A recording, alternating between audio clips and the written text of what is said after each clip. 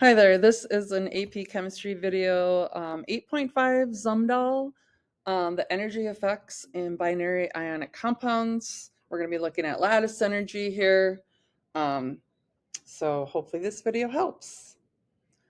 So what are the factors that influence the stability and the structure of a solid binary ionic compound, which is really like how strongly are those ions attracted to one another in the solid state? And that is something that we use lattice energy to indicate. So lattice energy is the change in energy that takes place when you have separate ions of, like cations and anions, and they're in the gas state. When they become packed together and form the ionic solid, there's an amount of energy that's released, and that is called the lattice energy.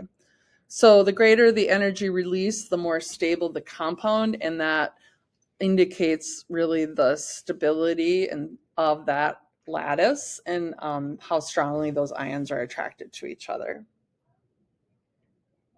So lattice energy can be calculated. We are not going to calculate it, but we're going to conceptually use this formula. And you can see this is very similar to Coulomb's law.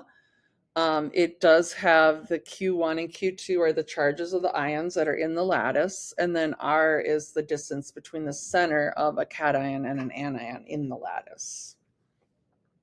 So the greater the charges would make the numerator term get larger, which would make the lattice energy increase, and the closer they are together also is, the radius, as the radius decreases, the lattice energy increases. This is a calculation that is going to kind of show you all the different energies that are involved in the formation of the crystal lattice of lithium fluoride.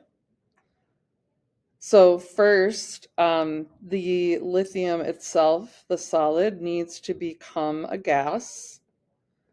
And this is called sublimation. And it requires energy. It requires 161 kilojoules for every 1 mole of solid lithium that turns into a gas. Next, then we want to ionize. So we have the gas lithium, and we're going to remove a valence electron. And that also requires energy. Notice these are positive. This is endothermic. And then another thing that has to be done is the fluorine has to be separated. And this is something that takes 154 kilojoules per mole of fluorine. But we're really only going to do a half a mole because of this. So really the value here is going to be 77, half of 154. And then we are going to form from the gas, we're going to add an electron and form the fluoride ion.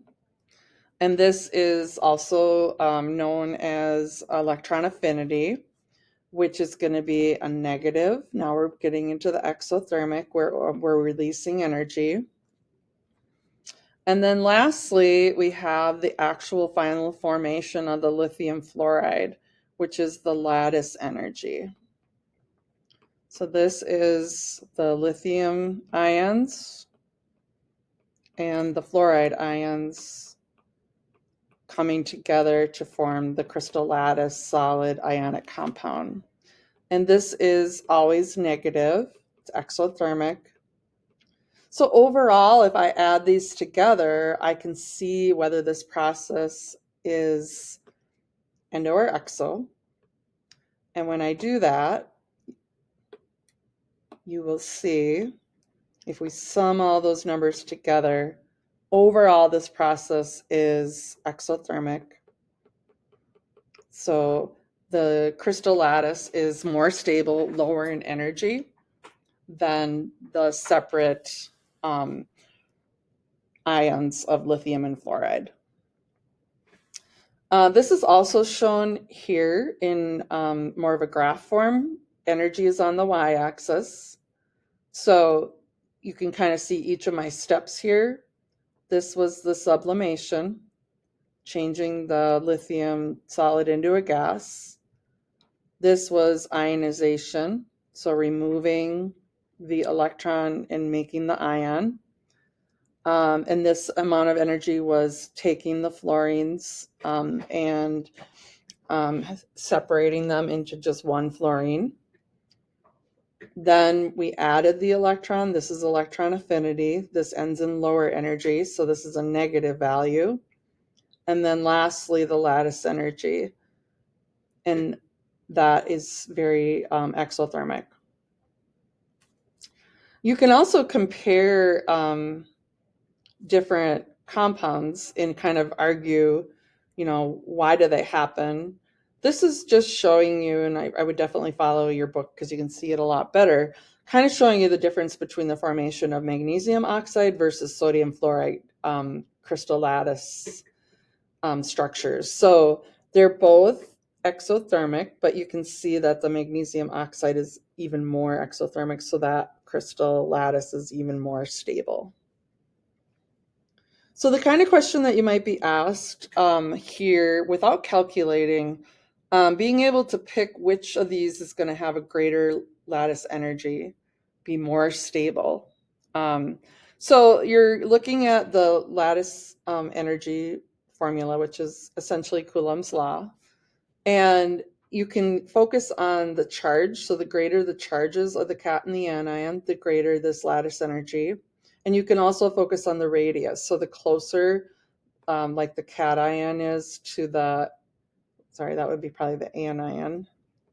So it's that distance between, oops, I made them both the same, but one of them, the one on the left should be an anion. But anyway, so the closer those ions are together, the smaller this is, the larger lattice energy. So I would try these and then, pause the video, try them, and then you can follow along. So the first one, the chloride is constant. I'm really comparing these two. And sodium is on the periodic table. Sodium is above the potassium. So even in the ion form, it is going to be smaller. So because of that, this crystal lattice is going to have more lattice energy. So that one was looking at size using R. The next one, now I'm going to focus on the 2 iron. This is iron plus 2. This one's iron plus 3. So if you think about, you're subbing in, a plus 2 or a plus 3. So the one that's going to give you more energy is going to be the one that has the higher charge. Next one, C. This one we're looking at magnesium, which is plus 2 for both. But the oxygen is -2 and the hydroxide is only -1. So because of that greater charge of the anion, this is going to have a stronger, higher lattice energy. Next one, similar argument.